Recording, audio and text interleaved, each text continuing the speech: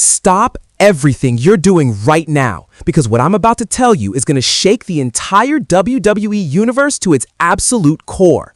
Nick Aldis just dropped the most explosive bombshell in SmackDown history, and if you think you know what happened to Bron Breakker, you're dead wrong. For weeks, we've been lied to, manipulated, fed a narrative that made zero sense, and now the truth is finally out, and it's more sinister than any of us could have ever imagined. L.A. Knight. Yeah, that L.A. Knight, the people's champion, the man who screams about being for the fans. Mr. Yeah himself has been exposed as the coward who attacked Bron Breakker from behind. And I want you, yes you, watching this right now, to tell me in the comments if you saw this coming. Because I'm calling it right now. This is the biggest betrayal since Seth Rollins turned on the Shield. Hello viewers, if you're new here, please don't forget to like and hit the subscribe button for daily updates on WWE Raw. But here's where it gets really interesting and really suspicious. Why now? Why did Nick Aldis wait this long to reveal the truth? What's the real game being played here? And most importantly, who else is involved in this conspiracy? Because trust me, this goes deeper than just L.A. Knight taking out Breakker. All right, let me take you back, because context is everything in this situation. Bron Breakker has been an unstoppable force on SmackDown. The man is a second-generation superstar, the son of Rick Steiner, the nephew of Scott Steiner, and he's been destroying everyone put in front of him. We're talking about a genetic freak, no disrespect to his Uncle Scott, who's built like a tank and moves like a cruiserweight. Week after week, Bron Breakker has been running through the SmackDown roster like a hot knife through butter. United States Championship? Check. Dominant title defenses? Check. Making grown men look like children? Double check. And then it happened. 3 weeks ago, backstage at SmackDown, Bron Breakker was found laid out cold, and I mean demolished. Medical staff rushing to the scene, cameras catching just the aftermath of what looked like a brutal assault. Bron was taken out of commission, and the entire WWE universe was left asking one question. Who would be bold enough or stupid enough to attack the most dangerous man on SmackDown? The investigation that followed was absolute chaos. Nick Aldis, SmackDown's general manager, promised he would get to the bottom of it. He brought in security footage, interviewed superstars, locked down the backstage area tighter than Fort Knox.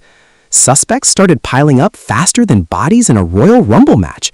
Was it Santos Escobar? He's been gunning for the United States Championship and had motive written all over him.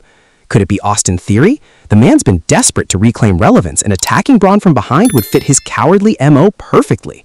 What about Karrion Kross?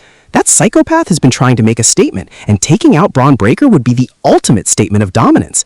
Bobby Lashley's name even got thrown into the mix. Two powerhouses, both with something to prove, both with legitimate beef after their confrontations. But here's what nobody, and I mean nobody, expected. L.A. Knight wasn't even on the suspect list. Why would he be? The man's been riding high with the fans, selling merchandise like hotcakes, getting the loudest pops every single week. L.A. Knight was untouchable in terms of public perception. And that, my friends, is exactly how he got away with it. Until now. Last night on SmackDown, Nick Aldis called an emergency meeting in the ring. The tension was thick. You could cut it with a knife. Every superstar in that locker room was watching, every fan in that arena was on the edge of their seats, and millions watching at home were glued to their screens. Aldis stood in that ring with the weight of responsibility crushing down on his shoulders. He had a folder in his hands, the evidence. 3 weeks of investigation culminating in this one moment. And then he said it. 5 words that sent shockwaves through the arena. I know who did it. The crowd erupted. Speculation was running wild. And then Aldis did something unexpected. He called out L.A. Knight. At first, everyone thought L.A. Knight was there as a witness. Maybe he saw something. Maybe he could provide testimony. The fans were still cheering for him as his music hit and he walked down that ramp. But then you could see it on Aldis's face. That stern, unforgiving look that told everyone watching, this isn't a friendly conversation. This is an interrogation. L.A. Knight got in that ring, microphone in hand, ready to deliver one of his signature promos, and before he could even get out his signature yeah, Nick Aldis dropped the bomb. L.A. Knight, you attacked Bron Breakker. The arena went silent. You could hear a pin drop. L.A. Knight's face went from confident to shocked to angry in about 2 seconds flat. The crowd didn't know how to react. Was this real? Was this a work? What the hell was happening? Now, let me break down the evidence that Nick Aldis presented, because this is where it gets good. First, security footage. Aldis had the production truck roll footage from an angle that wasn't shown before, a camera that was positioned near the catering area. And what did it show? A figure in LA Knight's exact ring gear with his exact build walking toward the area where Bron Breakker was attacked just minutes before the incident occurred. But LA Knight's defense? That could be anyone. Half the roster wears black tights. Fair point, except all this wasn't done. Exhibit B, eyewitness testimony. Multiple superstars reported seeing LA Knight in the exact area around the time of the attack. Now, LA Knight tried to claim he was just walking through, minding his own business, but here's the problem with that story. Exhibit C, LA Knight's own words. Aldis pulled out tweets, interview clips, and backstage promos where LA Knight had been taking shots at Bron Breakker. Subtle digs about Bron being handed everything, about him being a genetic lottery winner, about how LA Knight had to scratch and claw for everything while Bron just walked in with a silver spoon. The motive was there, the opportunity was there, and now the proof was there.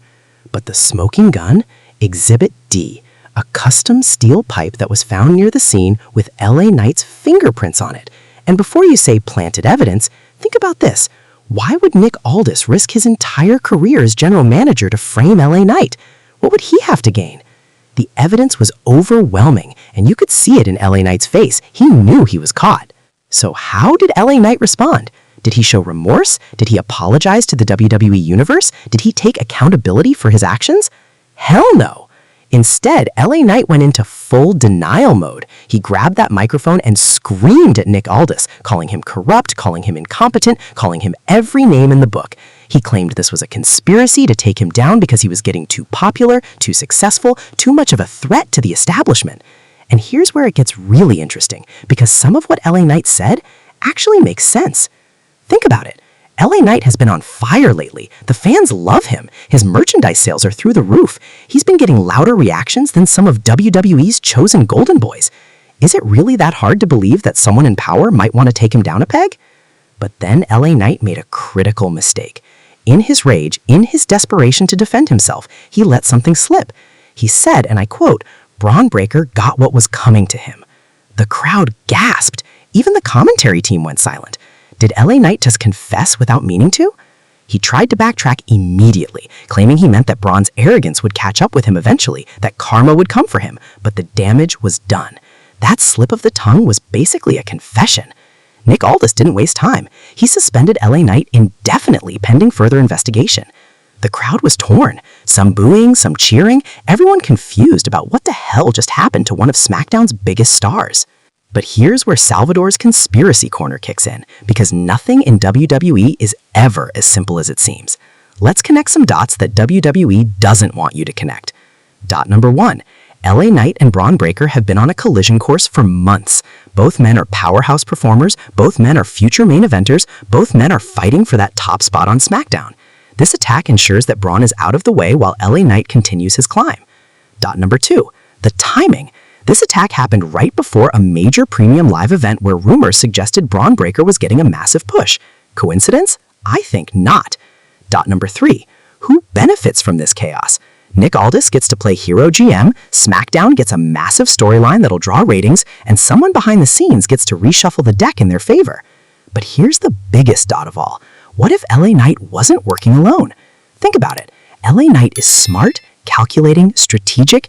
Does it really make sense that he'd attack Bron in an area with security cameras? Does it make sense that he'd leave a weapon with his fingerprints on it? Unless he was told to do it by someone higher up the food chain. What if there's a power player backstage who wanted Bron taken out and used LA Knight as the weapon? What if LA Knight was promised something? A championship opportunity, main event status, creative control in exchange for taking out WWE's golden goose? The Triple H regime has been full of surprises, but this might be the most calculated move yet. Remove Bron from the equation, create massive controversy around LA Knight, and boom, you've got must-see TV for the next 3 months. First, let's talk about Bron Breakker. The man was already a wrecking machine before the attack. Now he's got a target, he's got motivation, he's got rage flowing through his veins. When Bron returns, and make no mistake, he will return, LA Knight better start writing his will because he's going to face the most vicious, unforgiving version of Bron Breakker we've ever seen. Second, LA Knight's reputation is destroyed. The man spent years building himself up as the people's champion, the voice of the voiceless, the guy who fights for respect. And in one night, it's all gone. The fans who loved him are now turning on him fast. The yeah chants are being replaced with you're a coward chants. His social media is getting bombed with hate. Third, SmackDown's entire landscape just shifted. With Bron out and LA Knight suspended, there's a massive power vacuum at the top of the card. Who fills it? Does Santos Escobar finally get his moment? Does Austin Theory capitalize on the chaos? Do we see someone from Raw make the jump to advantage? Fourth, and most importantly, trust is broken. If LA Knight could fool the entire WWE universe, who else might be hiding something? What other betrayals are lurking in the shadows? The paranoia in that locker room must be at an all-time high right now. Nick Aldis himself is facing criticism. Some are praising him for his detective work, but others are questioning why it took 3 weeks to solve what should have been an open and shut case. Was he protecting someone?